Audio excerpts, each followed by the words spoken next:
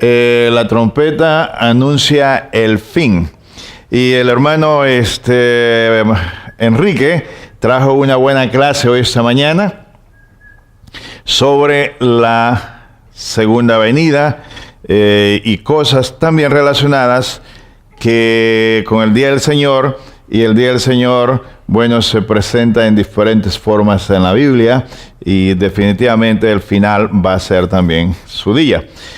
Hoy quiero hablar de esa trompeta que sonará al final.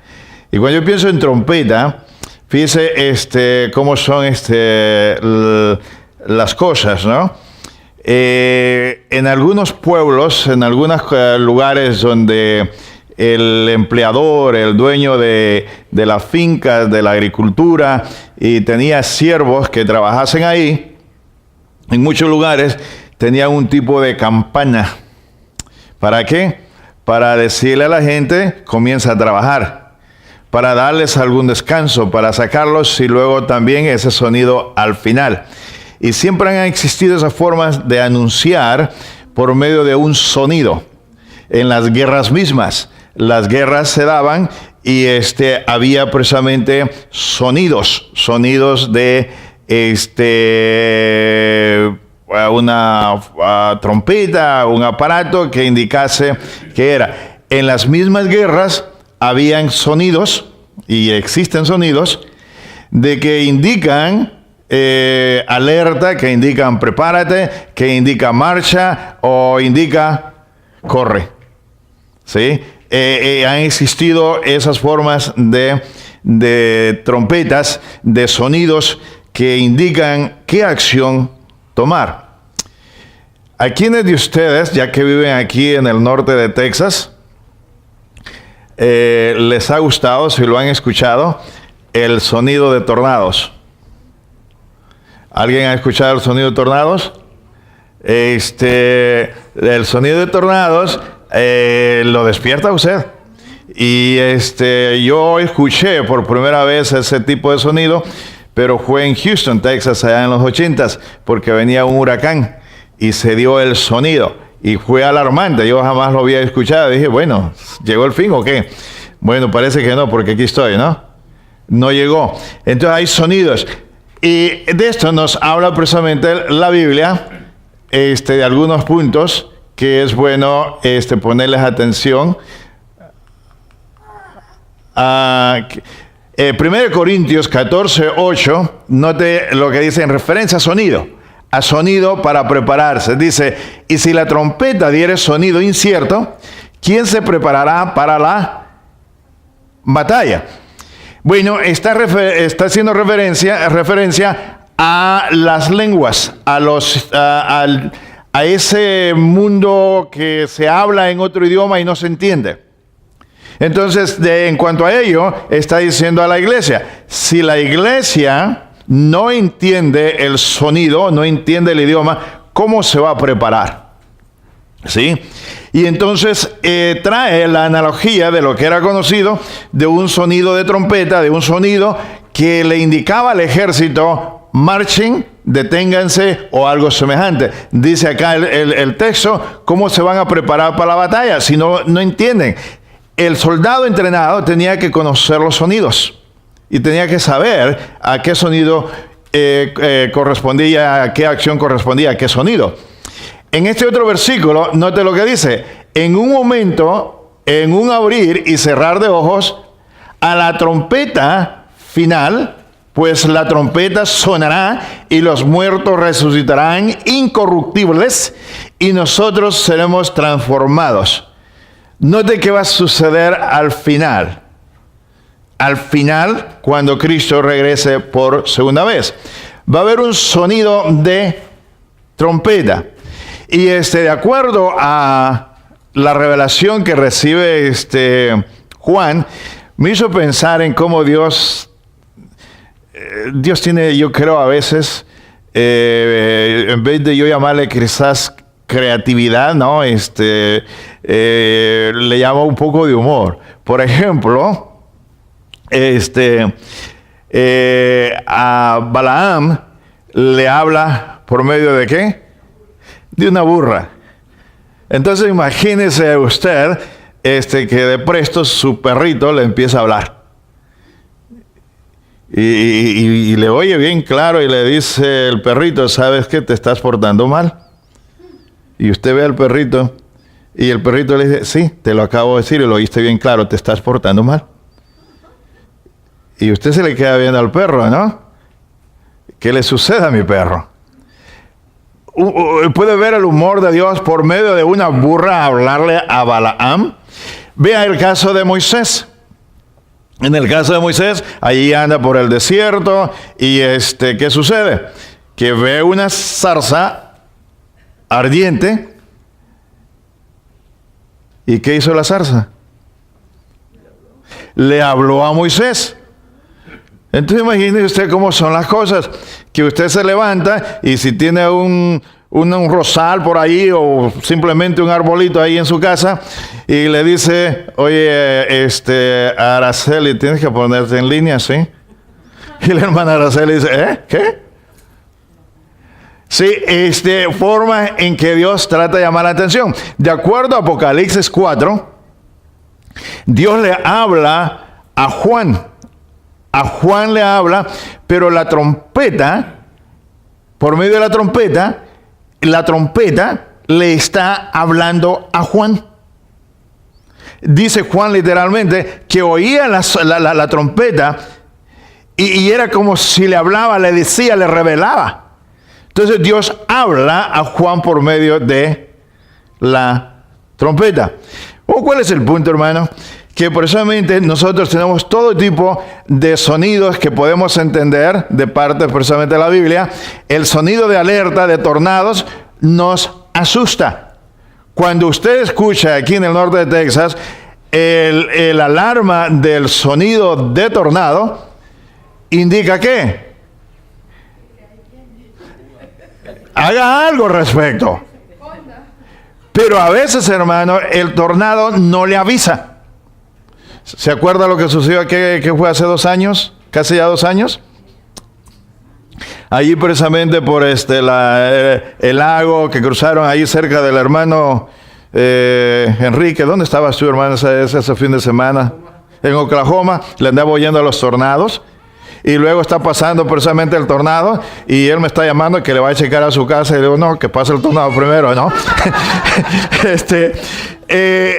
El tornado, por cierto, ese tornado que tocó ahí, yo estaba checando con los hermanos Maya, estaba checando con otros hermanos, porque era donde se indicaba que estaba pasando un tornado. Pero al mismo tiempo, yo no sabía que está pasando un tornado cerca de mi casa. Eso no me lo anunciaron. ¿Y qué es lo que usted puede aprender de Dios en cuanto a la segunda venida? Que no sabemos cuándo va a llegar. Pero cuando llegue, ya no hay tiempo, man. Ya no hay tiempo. Usted está preparado, por ejemplo, si usted está en el camino de un tornado y no supo, no se le avisó, y lo ve encima, ¿qué le queda? Ahora sí, Señor, recibe mi espíritu, ¿no? Si ya lo ve encima. No tiene escapatoria, no hay. Por el otro lado, hermano, la marcha nupcial, que eso tiene que ver con las bodas, como le decía el hermano Jacob, se casó ayer. Y por ahí tienen precisamente una música de entrada y ahí van las damas y los caballeros entrando y unas niñas ahí bien generosas le pusieron un canasto de pétalos de rosa y ella iba pero rápido, tirando así pero con ganas por todos lados y todo el mundo se ríe y está sentado, ¿no? ¿Qué sucede cuando la marcha nupcial se presenta? Es el momento esperado. Y entró precisamente la joven, vestida, elegante, hermosa. ¿Se acuerda de ese día, hermano?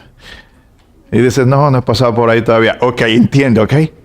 Pero se puede dar idea lo que es ese día final. ¿Se acordó, verdad? Ok. Entonces Dios nos comunica a nosotros qué va a suceder en ese día final. Va a terminar con todo. Sobre este tema, hermanos, como lo decía el hermano Enrique, hay muchas creencias de que va a haber unos 3 años, unos 7 años, o que va a haber un reinado aquí en la tierra. La Biblia le habla bien claro qué va a suceder. Después de esta muerte hay juicio y hay vida. Y cuando Cristo venga, termina todo. So vea este texto. Porque el Señor mismo, con voz de mando, con voz de arcángel y con trompeta de Dios, descenderá del cielo y los muertos en Cristo resucitarán primero. Por un lado, visualice usted lo que sucede en ese día final. El poder que trae esta trompeta. Si usted le gusta dormir profundamente, que ni su esposa lo puede despertar, no hay nadie de ustedes así, ¿verdad?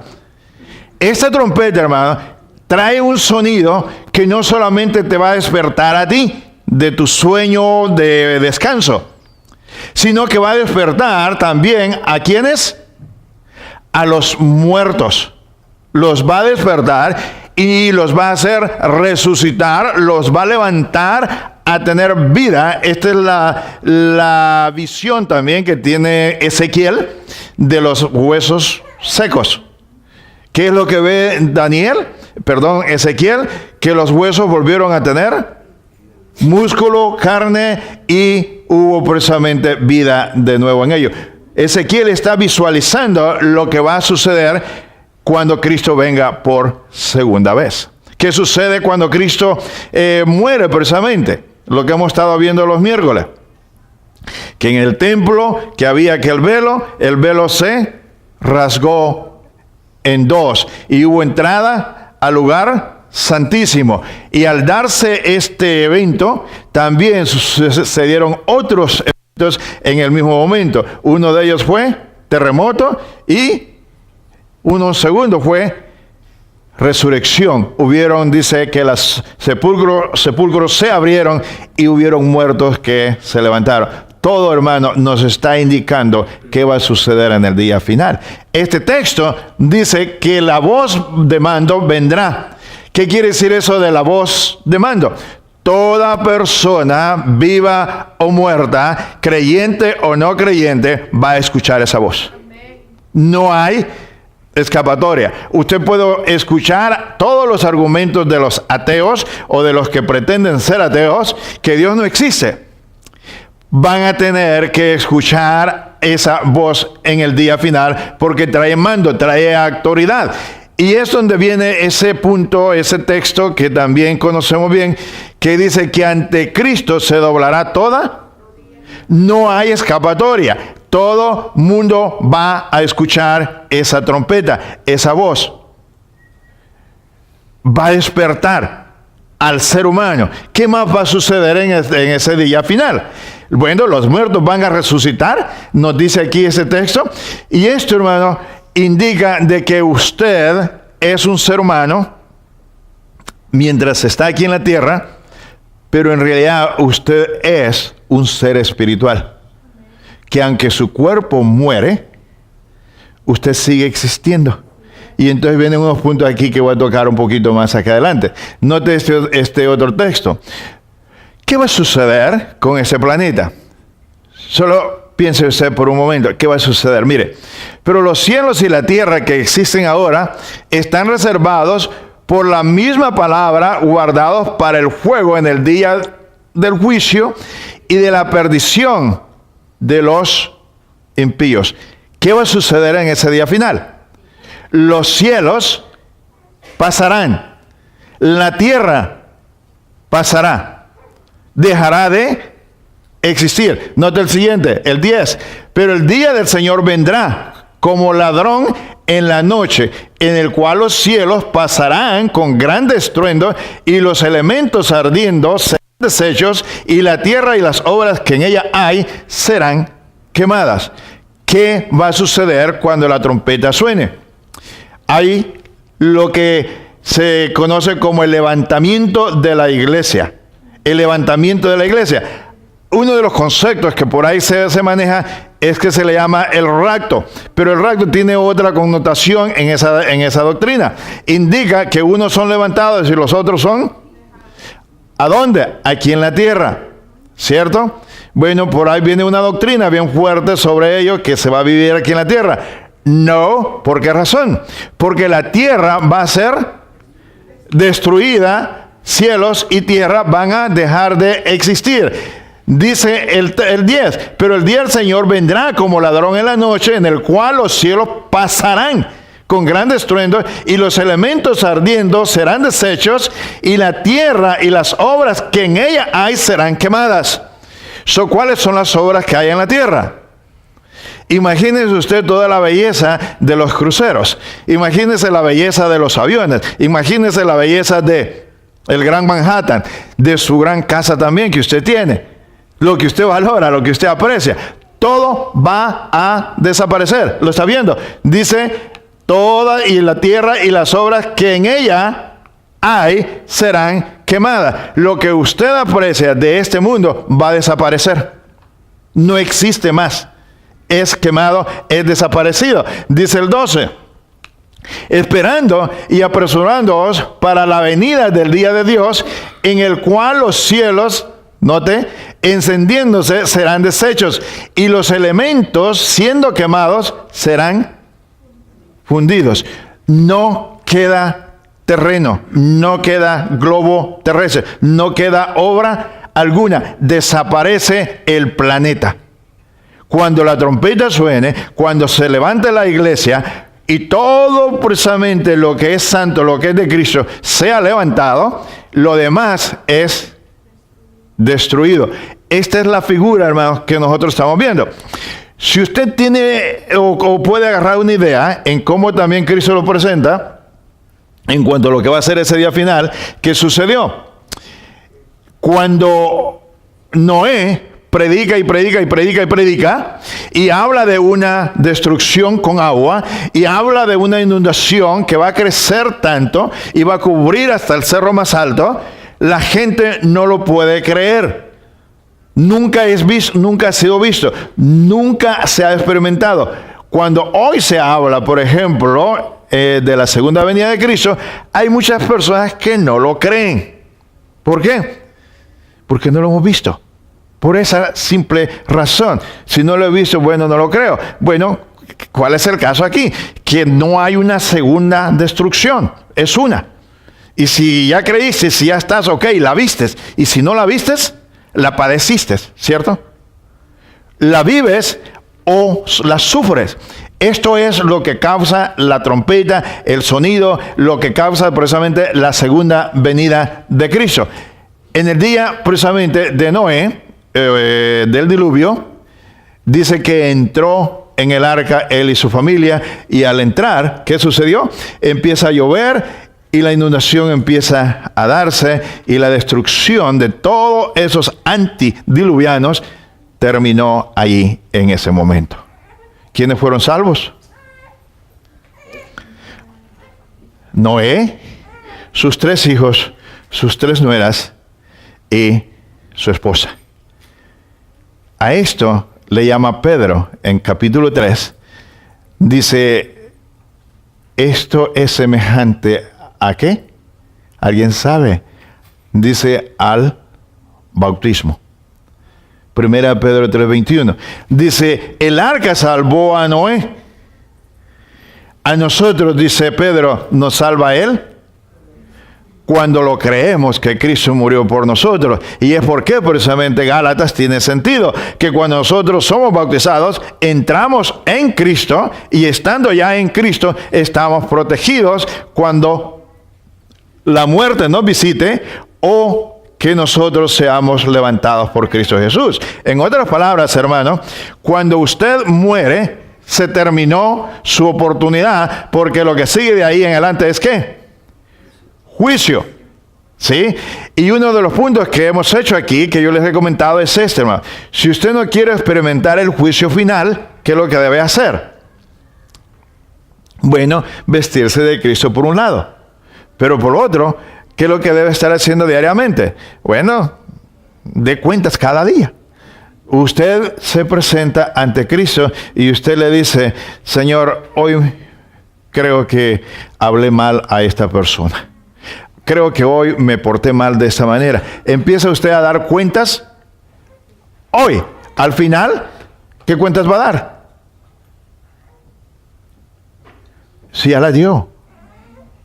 Entonces usted empieza a dar cuentas de inmediato, hoy mismo, y vive de acuerdo a la voluntad de Dios, de tal manera que cuando usted muera no hay juicio. Sí va a haber juicio.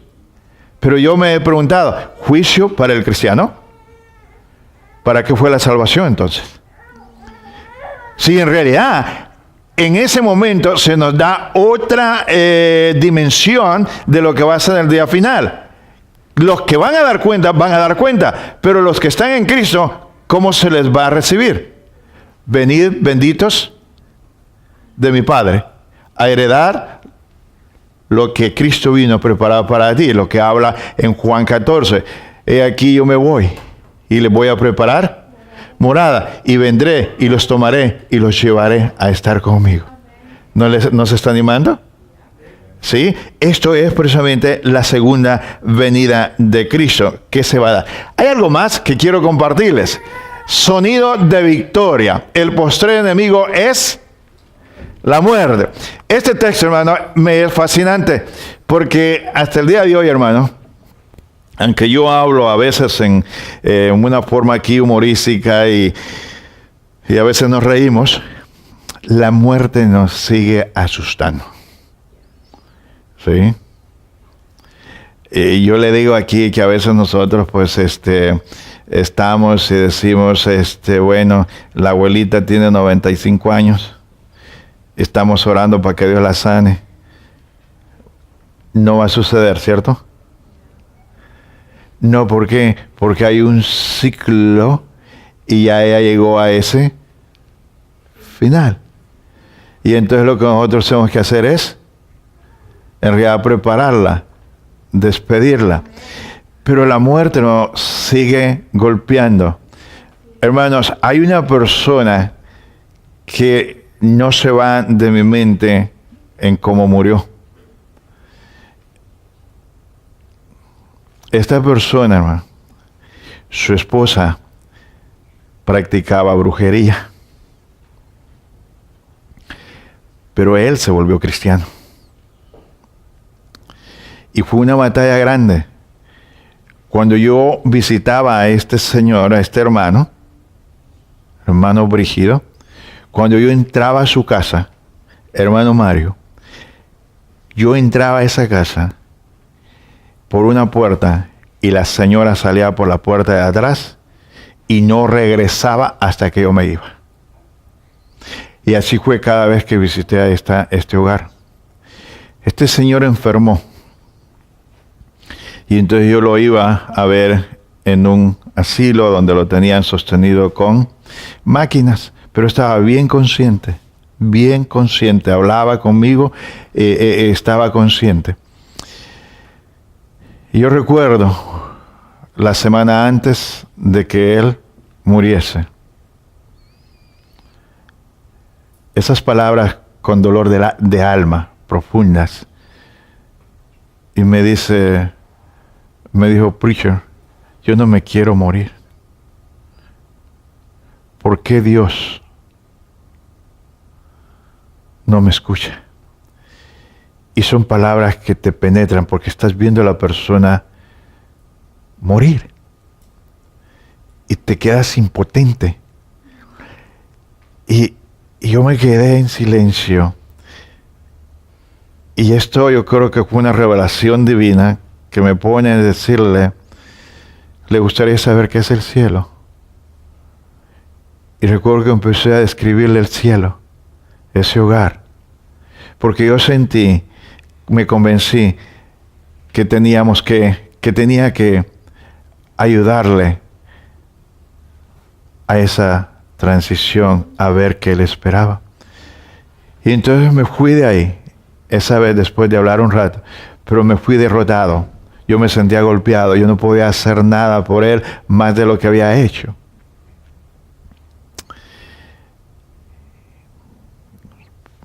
Luego recibo la llamada de la señora, que fue la única vez que me llamó. Y me dijo, vaya a ver a Brígido.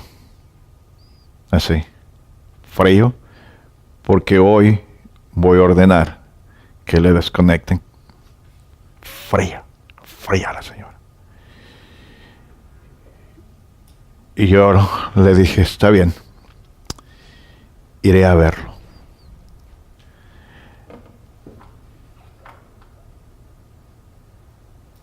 Y yo iba peor que como había salido la semana anterior. No sabía cómo ir, cómo entrar, cómo tratar con esta persona, porque yo ya sabía que al desconectarlo, él moriría. Entré esa mañana y en cuanto abrí la puerta de su habitación, lo veo acostado con su rostro hacia la puerta, viéndome con una sonrisa. Y me dice, Preacher, estoy listo para morir.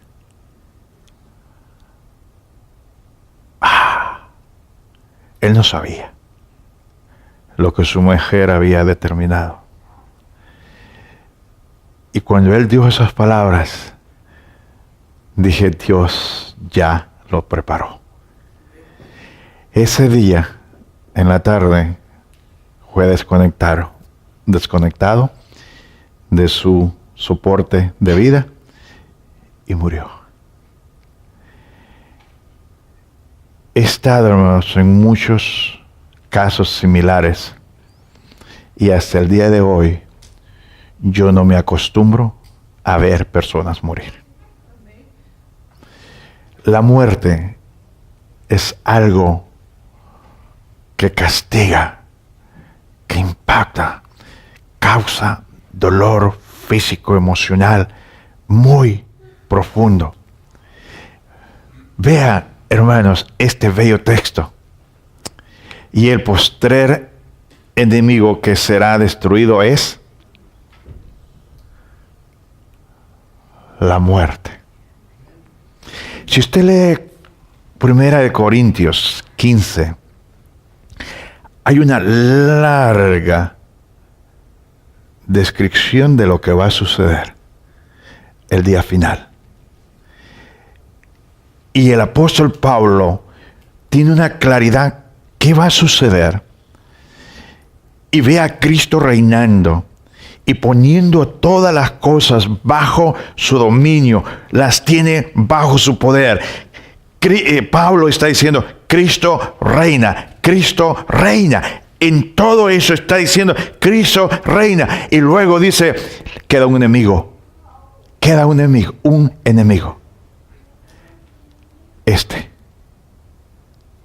La muerte. Y cuando esto suceda, dice Cristo, cuando esto suceda, cuando llegue el final, va a traer y le va a poner final a la muerte. No habrá más muerte. No hay más muerte a partir de ese momento. Note otra porción. Y cuando esto corruptible se vista de incorrupción y esto mortal se vista de inmortalidad, entonces se cumplirá la palabra que está escrita: sorbida es la muerte en victoria. Piense usted, hermano, en esa palabra sorbida. ¿Qué hace usted cuando agarra un cono, una nieve? ¿Qué va a hacer Cristo? ¿O qué ha hecho Cristo? Él mismo se tragó la muerte por ti. Se la tragó de tal manera que al final, dice, cuando se presente al final, no hay muerte más. Sea que estés en Cristo, no vas a experimentar dolor, muerte, jamás. No habrá más muerte. Pero es igual, hermano, si no estás en Cristo. La muerte desapareció. Y si que estabas sin Cristo, te quedaste separado de Dios, con el castigo eterno, para siempre. No hay muerte. De acuerdo a Apocalipsis 9, la gente va a desear morir, pero no hay más muerte. Desaparece la muerte. Y entonces cuando yo veo ese primer versículo, ¿se imagina ya usted un mundo sin muerte? En donde yo ya no tengo que pensar, en este caso, que mi madre está bien débil, está bien enferma, debilitada. Ya no tengo que pensar en muerte. Ya no tendría que pensar que llegará ese momento de muerte. Varios de ustedes han pasado por esos momentos de que han perdido seres queridos y no quieren pasar, y Dios los fortalece y cruzan. Bueno, imagínense, ya al final no hay más muerte. No hay, ya no existe. Y si usted estaba en Cristo, usted goza por la eternidad, por los siglos de los siglos. No hay más muerte. El resto de esta, ¿dónde está? Vea esto, la derrota del enemigo final. ¿Dónde está, oh muerte, tu victoria? Si cada vez que un ser humano muere, hay una victoria. ¿De quién es esa victoria cuando un ser humano muere? De la muerte. ¿Quién trajo la muerte? El pecado, por causa del pecado, y la trajo precisamente Satanás. La introduce, la causa, sí, porque ya entendía, Dios había dicho, si desobedecen son castigados. Entonces está entendiendo, y Satanás ha traído por medio de Adán la muerte, la desobediencia, y entonces la muerte, cada vez que cobra a una persona, hay una victoria. Note la pregunta: ¿dónde está, oh muerte, tu victoria? ¿Dónde está, oh muerte, tu aguijón? La segunda pregunta. El aguijón, hermano, algo que golpea.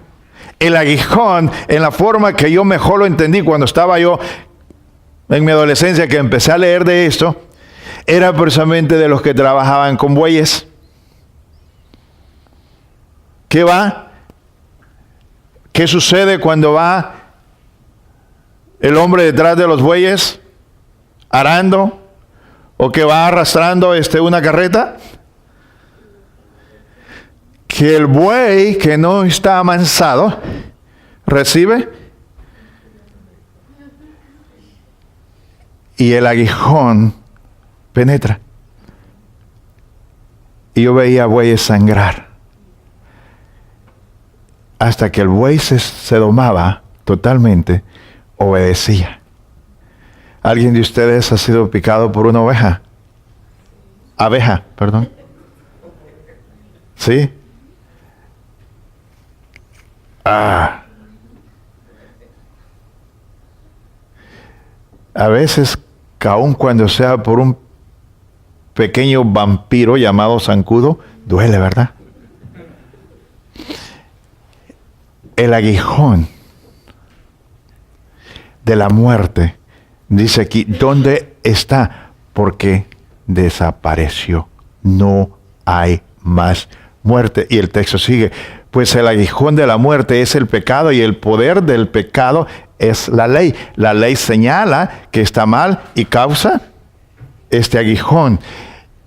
Pero gracias a Dios, quien nos da la victoria por medio de nuestro Señor Jesucristo. No hay. Esto, hermano, es lo que me mueve cada día. Por 36 años que tengo esperanza de vida eterna cuando muera o cuando Cristo regrese. No hay ya miedo a qué sucede después, aunque existe el miedo de lo que es la muerte. La muerte golpea. El día de ayer escuché bastante buena porción de del servicio fúnebre en honor al señor John McCain. Y meditaba yo en la carrera de este hombre, un joven que se enlista en las líneas militares, en la naval, y fue a Vietnam y es capturado y es prisionero por 5 años y medio. Su tortura lo marcó para siempre.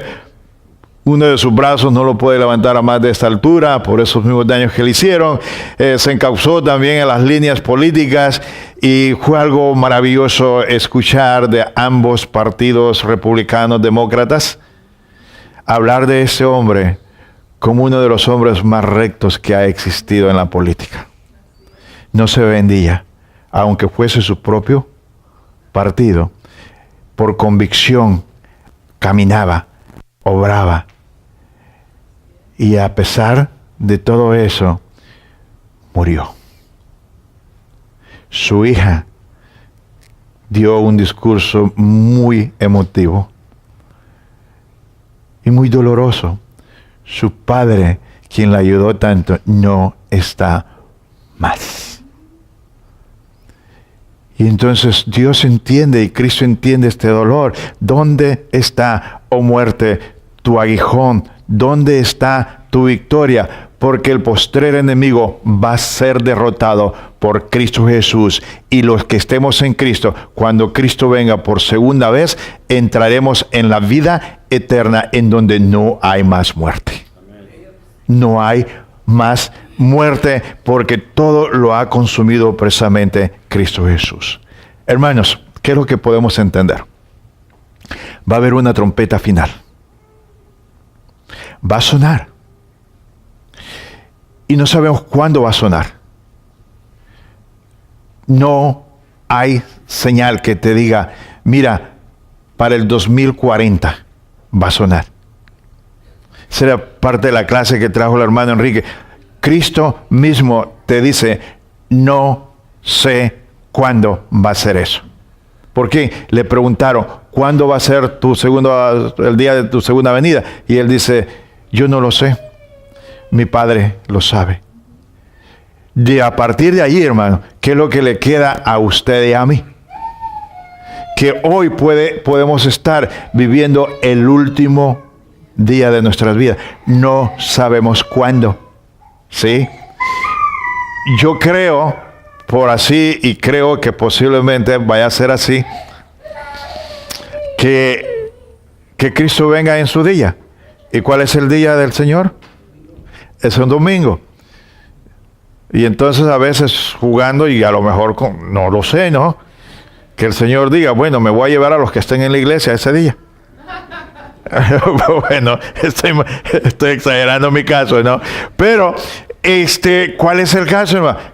Que no tenemos un aviso. Pedro dice que vendrá como ladrón en la noche. No se sabe. El ladrón no te avisa, no te dice cuándo, pero te dice que así como el ladrón aparece, va a aparecer el Hijo del Hombre sin darte información. Regresando al caso de Noé, dice, será como en los días de Noé, que la gente se casaba, se daba en casamiento, hacían sus negocios, hacían todas sus transiciones, pero no se estaba pensando en el diluvio. Y entonces Cristo dice, así mismo va a ser mi segunda venida. Nadie puede decirte cuándo va a ser. Nadie. Y de ahí viene también la parábola de las 10 vírgenes, que usted lee en Mateo 25. 5 sensatas y 5 sola le prepara, le indica a usted, vive preparado, prepárate para ese día, prepárate, porque van a haber bodas y tú no quieres estar fuera de esas bodas.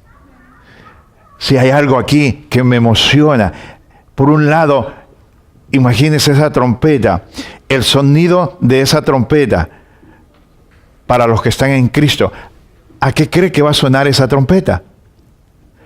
A victoria, a gozo, a algo que usted jamás ha escuchado, que es bellísimo, que es algo deleitoso para el oído, pero al mismo tiempo es algo tormentoso para aquel que no está en Cristo. Todo esto, hermano, va a suceder en ese día final, cuando la trompeta suene.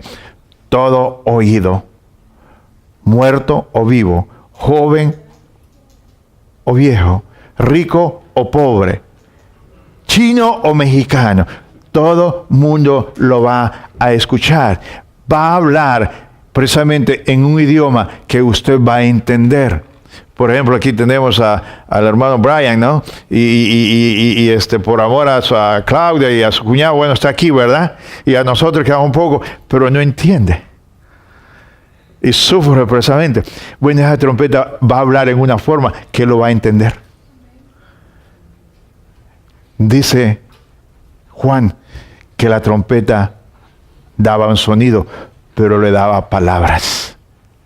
Y usted puede visualizar qué va a suceder cuando ese día Cristo aparezca en las nubes y los ángeles viniendo con él, y ese sonido de esa trompeta diciéndole: despierta, te dije que venía por ti y aquí estoy. Un momento de gozo. Ayer que escuchaba esta boda, que fue muy sencilla, pero muy bella, muy precisa. No hubieron esas repeticiones de que está que los casa y repite. No, ellos se prepararon y entonces ella lo llevaba escrito todas sus promesas para Jacob y la llevaba precisamente en español, la llevaba en inglés. Ella es anglosajona y habló de sus promesas para Jacob, y luego viene Jacob y lee precisamente sus promesas para ella. Y hubo una parte que me gustó de que tenía Jacob en esas promesas. Le dice: Savannah, he soñado con ese momento en donde ya cada día no extrañaré oír tu voz, porque la oiré cada día. ¡Ah!